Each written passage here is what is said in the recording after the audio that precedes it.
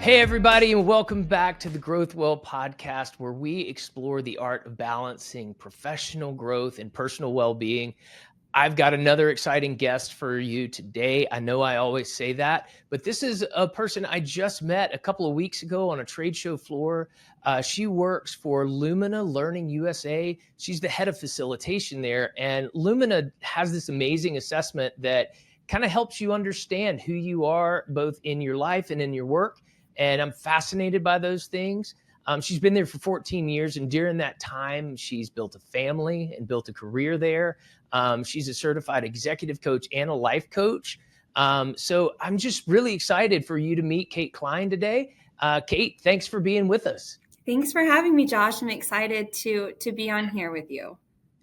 Absolutely. So for the audience, just tell us a little bit about you. What do you do, both professionally and personally? And give us just a little brief overview of yourself. Okay, absolutely. So as you mentioned, I work for Lumina Learning. I absolutely love this organization. I've been with them for 14 years. And the work that we get to do is just in such alignment with who I am at my core and my passion and my purpose. So I have the honor of getting to work alongside our clients to deliver our materials and do our facilitation of group sessions. But I also get to do one-on-one coaching for executive coaching and life coaching using our tools. And I absolutely love to see the difference that it makes. So I get to do that. I also support our practitioners. So I kind of get to wear that hat of being that support from the outside. How can I help them grow, how they're using us in their organization? So I get to wear a lot of different hats at work, which is really, really fun and keeps it exciting. And then when you think about personal, I have 4 kids ranging from 6 years old, 7-year-old, 10-year-old, and 11-year-old. So I'm really, Full house. really busy at home. Yeah. Learning how to be a mom to all these different life stages they're going through, and running them around everywhere, and all of that. And then I've also been married for quite a while as well. So it's I feel like I wear a lot of different hats, get to do a lot of different things, and feel stretched in a lot of different areas. But I love everything that I do. That's amazing. Tell me a little bit more about that purpose and that why that you just mentioned. You said this all centers around your purpose, and that's what this podcast is all about: is understanding your purpose, and living in that to be your best self. So, what is your purpose? Yeah, that's a big question, right? I have found that I'm really lucky because from a young age, my life was sort of shaped to help me find what really grounds me, what holds me solid. So when I was 3 years old, my father was killed in a plane crash. And so immediately, my mom became a single mom. She went from being a stay-at-home mom to a full-time working mom. And my whole life changed. And that's a really young age to have to understand that everything changes. But because of that, I continuously had this life of exploring who I am, what I am, who do I want to be, how do I want to be, what do I believe in, what's faith. And so I kind of grew up knowing that I had a purpose and knowing that there's more to life than right here, right now. And so my purpose now is truly built around empowering individuals, specifically women. I find that I really connect and I love to do work with women. I think I've had a lot of different life experiences that can be relatable to many different women in lots of parts of their life. But I also, any individual I love to work with and just connect with them and empower them to be their best selves and to recognize where they're at right now and how to kind of see the future and move to where they want to go in the future and being their best self. So that's really what my passion is, really empowering people. Yeah, I think that's why we must have connected so instantly on that trade show floor. And I love what you said about women. I look at the roles in our society that women play, and oftentimes they have far too unreasonable expectations put on them by society and expectations. And if you're working and you've got kids and you're trying to do daycare and you're trying to feed your family and everything, it's really incredible. My wife likes to go out of town sometimes and leave me with all of it just to make sure I remember how tough it is to juggle everything, and how thankful I am for her. But yeah, it's a lot. It's a lot. And so helping other people thrive in that is so important. So I think that's awesome. Um, to do all that, most people I meet have to have rituals and routines and habits, things they do every day or every week to really kind of keep them in that flow, because life is life and it's going to try to knock you down. What rituals and routines and habits do you lean on in your life? That's a really great question. I have found that it sort of changes depending on where I'm at in life. I'm a very scheduled person, so I like to have a consistent wake up and go to sleep schedule. I try to keep my kids on a schedule. I'm the kind of mom that lays everybody's clothes out the night before. So day-to-day basic things, it's just preparing. It's preparing so that future Kate feels a little bit of relief. Kate, when she wakes up and the car's out of gas and somebody's got strep throat, I can at least get all the other kids ready because I got everything prepped. Yes. So that's hard for me to do. I know it's the right thing to do, but man, is it hard. It's hard. And, my husband doesn't do it that way either. But what's funny is recently, my last bit of travel, I was gone for basically 3 weeks, home just for a weekend, which is not common for me. And he told me, he goes, now I get it. I get why you do that, because it's so much easier. But it's, it means you have to prep the night before. But I also find I have a spiritual coach. So I work with her monthly, and she works with me on meditation and breath work. And so I spend, a couple minutes a day breathing and focusing on that, or meditation. And simple. I haven't gotten to the point of, a 30-minute long meditation practice. I'm talking, I set my intention every morning. I, give thanks for my day in the evening. And when I'm like hustle bustle, I can sit there and I can kind of help recenter myself, and so I can be present. And then I try to get some sort of physical activity in daily if possible. And that has ranged from really intense workouts to just, hey, let's go on a walk today, whatever we need to do. So I try to kind of give myself a more holistic form of support throughout the week. Some days don't work for me, some days to do. And I'm also a big goal setter. So every month I try to set some goals for myself personally and professionally, and break them down by the week. So that's kind of how I prepare and set myself up. Yeah. It takes so much effort at first, I've found, but once you're in the groove, even of that intentionality of whether it's preparing, to get your kids out the door the next morning or your own personal routine, it becomes a little bit of that flywheel effect where it gets easier. Something I've learned recently is giving myself grace, where maybe today I was supposed to do an intense workout and time got squeezed or something. And it's like, you know what? I still was able to get in a 20-minute run, or I was, not feeling it, but I still showed up, and give myself a pat on the back for that instead of, God, you really wussed out on that one, and that's kind of a new thing for me. So, I think it's really healthy. Now, have you always been that way? I mean, you mentioned with your father's passing and your mom being a single mom, you had a lot of this instilled in you very early on. But when did you start really putting intention behind it? Yeah, so I've always had faith. I've always had faith in something bigger than myself. And so I grew up with, my mom is very much an inspiration driven, just kind of big idea, spontaneous individual. And her parents, my grandparents, who helped step in and help take care of us, they, would help with the structure piece of, my grandfather, was in the Army, and everything was very specific. And so I realized right away that I thrive on scheduling and that type of thing. Now, in terms of this spiritual side of looking beyond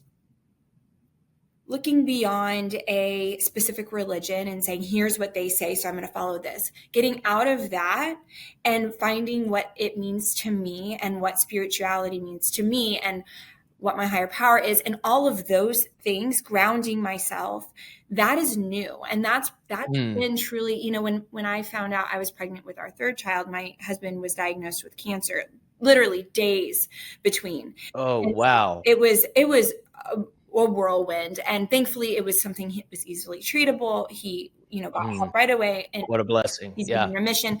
But it was in that moment I realized I need to be able to hold it together. We have 2 other kids. He's sick.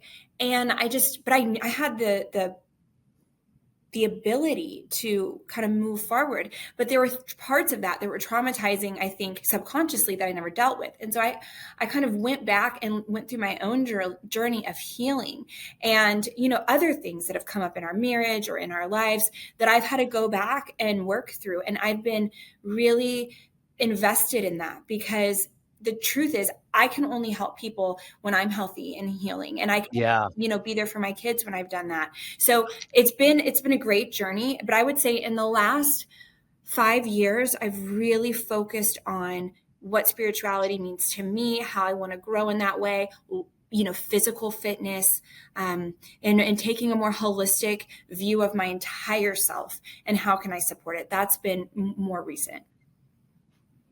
That's recent for me as well. I've always kind of gone in and out of it, but really taking care of yourself is the only way to take care of others. And if you're so purpose and mission driven to help others, if you're in a bad mood or bad health, or even something as small as didn't sleep well last night, it makes it really hard.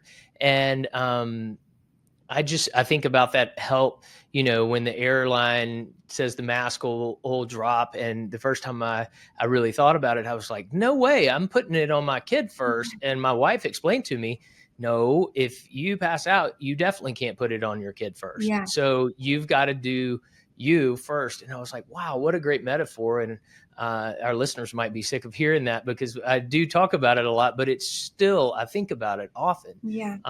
So you have done a lot of incredible self-work and self-love, and I love that about you.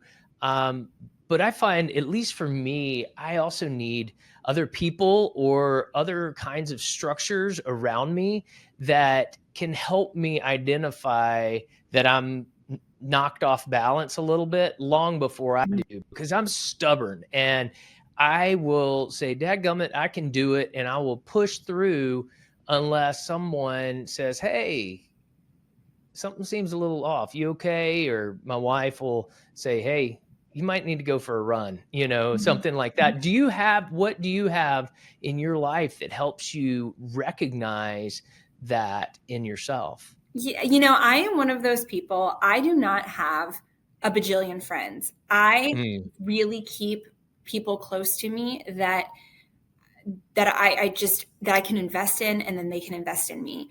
And so I have a handful of really close best friends who can look at me and say, Kate, what's up? What's going on? Are you okay today? You're really quiet. I haven't heard from you. I have one best friend who, she lives across the street, and she will literally just come to my house and be like, we're going on a walk. We need to go on a walk. I haven't heard from you. Like, get out. What a great friend.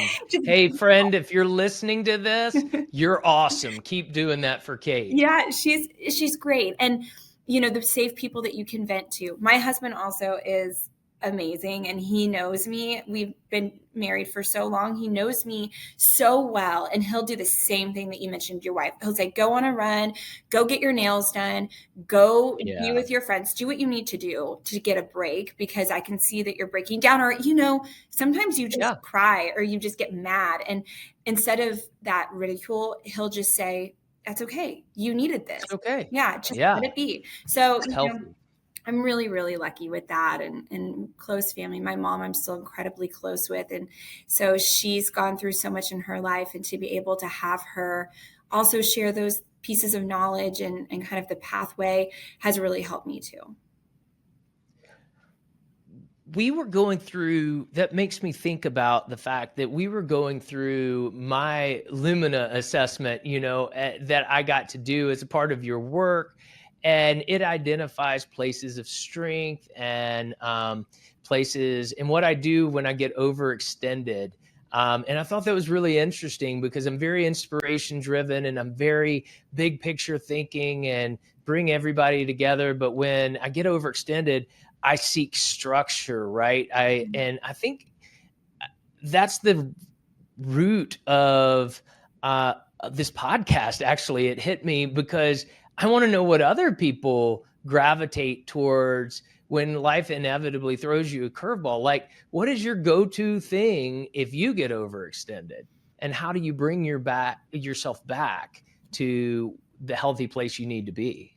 Yeah. So when I get overextended, I have learned that it's really better if I separate myself from the situation if I can. Can you do that? It depends. Are you good at it? Well, it depends in my professional or personal life. There are times my kids will know that, and they're old. The youngest is 6, so they're safe and they know how to be in our house safely.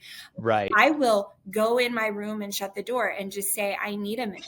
Otherwise, I'm going to not be the mommy that you want right now or that I want to be. So I find that if I can take a minute, and even if it's a few breaths, even if it's, I'm in a meeting and I need to walk away for a second and grab a cup of water, but separating myself from the situation so that I can take a look back, like with an arm's length view and say, okay, what's really happening here? Somehow I got triggered and it's not about me. It's not about the trigger. I need to figure out what's going on. And so that helps me. But on a daily, there are things in life that come at you and they're not a quick thing. It's going to take time to go through it and process it.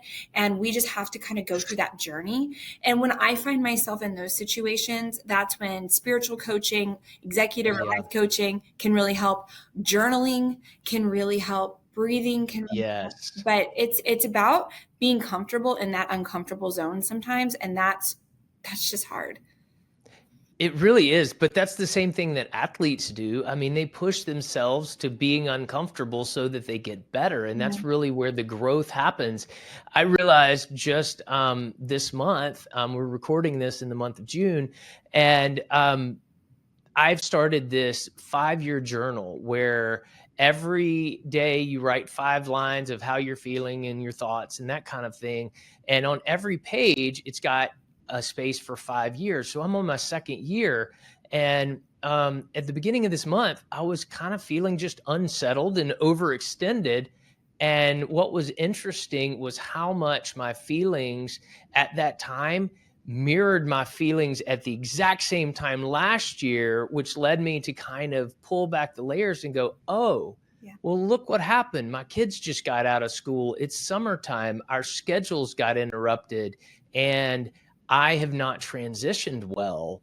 And so how can I transition better? Or how can I just recognize that this is a time of unsettled, routine and be okay with it. And so it's interesting you mentioned journal. That's really helped me a bunch. And when I went from, you've got a journal for 5 pages a day or 10 or 15 minutes. It's kind of like that meditation thing, right? Where you're like, I'm not doing 30 minutes of meditation like the gurus. I might do 20 seconds, right? And just doing those little things can really have a big impact. And so I'm learning that alongside you, that you got to kind of step away and figure out what the next right step is, but just the first next right step. It doesn't have to be that you have to figure out everything and the solution. I was tossing and turning last night thinking about a work problem, and my wife was like, "Did you figure it out?"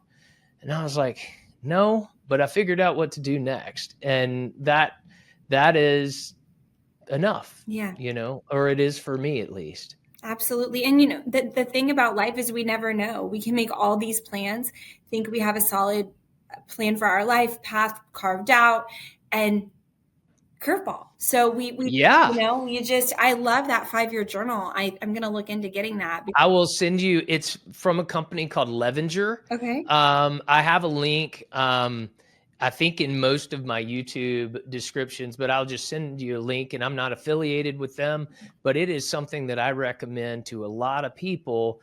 It might be interesting starting in the middle of the year, but I could see how you could make that work. But just every page has the date at the top and 5 blanks for that year. And I just started on that journey believing that it would be valuable. And it was kind of valuable year 1. Year 2, it's blown my mind because I remember little things too. Like, I know you grew up in equestrian, and the other day I had a note that my littlest jumped her first cross rails that day.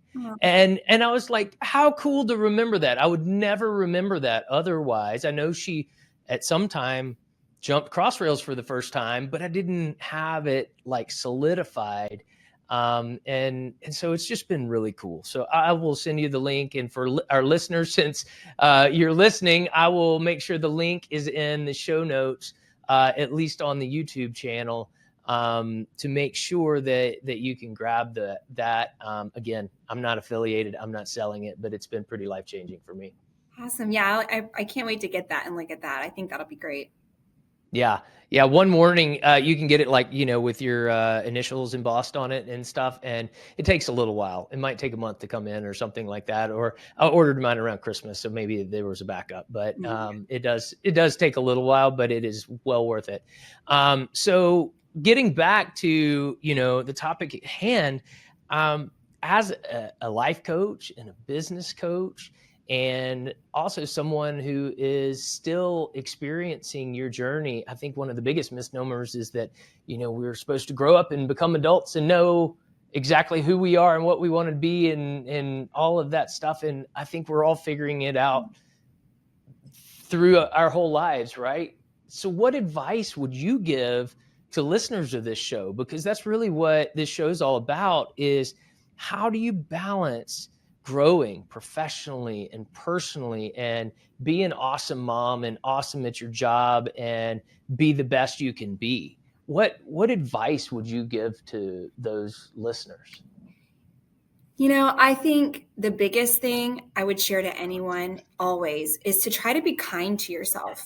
Be kind to what's happening in your life right now and what we know right now, because oftentimes we try to shame ourselves for a choice or a situation in the past, or that we don't know what's going to happen in the future. But actually, let's just be kind to ourselves and celebrate where we're at. And remembering that life is a journey. And if we can be present and finding your way of grounding yourself, whatever that is, maybe it's walking or meditation or therapy or coaching or talking or whatever that is for you, but experiment with it. I spent 1 year I spent exploring all these different limitations I put on myself. So I went and did a ropes course. I'm terrified of heights. I just every little phobia or fear or limitation that I'd ever put on myself, I tried to get through it. And there are so many moments. My husband looked back at me and he was like, why did you do that? And I couldn't say no to anyone. If they asked me to do something, I would say yes. So that was like my year of yes. And wow. Have you seen that movie, by the way? No. Yes Day? Yes it's Day. Hilarious. You need to, I mean, it takes that to the extreme, but like, did you start out by making a list? Did you just make a bucket list of all the things you're afraid of and said, that I'm going to conquer that this year? Yes. And it wasn't just afraid. It was like things that I had said I'd never do. So a Spartan race, I told myself, well, you can't do it. You're not ready to do it. Well, why not? Why not? Why couldn't I? So one of my really good friends, she's like, okay, go with me. And then, I did the Spartan race. That was terrifying, but it was really great. But I was so sore. We did it at the stadium. Yeah. So many steps. I did, what was another one? Oh, some challenge that, it was like the Murph challenge or something. That morning my friend just texted me and said, hey, I'm doing it. Come do it with me. And I couldn't say no. So I got up and just went, didn't prepare the night before. Maybe it had wine the night before, who knows? And I still like went up and did it. So, sometimes it's about exploring what works for you and what might not work for you. And I know that I'm afraid of heights. Doing the ropes challenge didn't make that fear go away. It just solidified that actually I'm afraid of heights, and I was shaking until midnight that night. So, I learned more about myself though, because I pushed myself. And so my advice is, don't limit yourself. If you hear those thoughts, those limiting thoughts, find your way of battling it. Mine was to say, absolutely not. I can do it. And and I explored different ways of grounding. Amazing. So do that and never give up. And remember that we're always growing and changing. And that would be my advice. Really get to know yourself at every stage of your life. Yeah, I think that is such good advice. And something that as parents, I know, and professionals, we often push down in support of our work with others. But you really have to know yourself. And I love that you were brave enough to just not say no. I think that's awesome.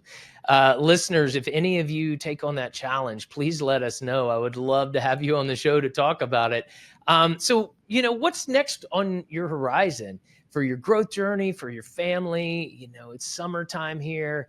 What are you excited about? I'm excited to just continue my journey of being more present for my family. That's been really probably a harder one, which sounds so strange, but to actually be present for my family is harder than being present for my job or even for my friends. So isn't that weird? It's strange. I think our listeners, I think it's strange, but our listeners would identify with it. Yeah. I certainly do. But why? Why is that so hard? I don't know, because I love them more than anything. Of course. And yet I really struggle with it. And there's so many, if I were to really dive into it, there's so many reasons, right? Sometimes it's because our kids are us in many versions. And so we see so much and it can be triggering. Sometimes it's just because there's a lot there. We don't know what to do and we want to be the best. And there's things. But I've been trying to just be intentional and also to know I may not be the kind of mom that's going to get on the ground and play Legos. I might be the kind of mom that's going to snuggle and read with you. That I just need to know who I am. My husband's going to be the dad that will play video games with you and throw you in the pool. I'm not going to be that one. So we just know that we're different. And then for my professional career, I don't know what's in store for me. I know that I love what I do. I would love to start, being part of retreats for women. I would love to start doing more public speaking and write a book. There's lots of things out there I'd like to do, but right now I'm very satisfied with where I'm at, and I'm really thankful for the work that I get to be a part of. That's awesome. That's all we can do, right? Is be really happy where we are and look to the future, but almost hold those plans loosely, right? Just do our best work, love and support others, be there for our family, and let the rest take care of itself. But like I said, it's so hard. Well, thank you so much, Kate, for joining us. If you want to get in touch with Kate, her info, her LinkedIn will be in the show notes so that you can reach out to her directly, if that'd be okay with you, Kate. Absolutely. She is just amazing. Like I said, we're forced into spending a lot of time together at a trade show where we were set up right next to each other and became friends. And next thing you know, she's jumping on Growthwell with me and sharing her story with you. So thank you, Kate. I really, really appreciate it. Thank you, Josh. I'm really happy to be a part of it. Thank you so much. Absolutely. And that's a wrap. Thank you all for listening. As always, thank you to my partners at Market Scale for making this podcast happen. Please don't forget to subscribe and share with your friends. The feedback we are getting from this podcast is incredible. I hope it helps you. If it helped you, share it with somebody else. And go out there this week and pursue growth well. Until next time.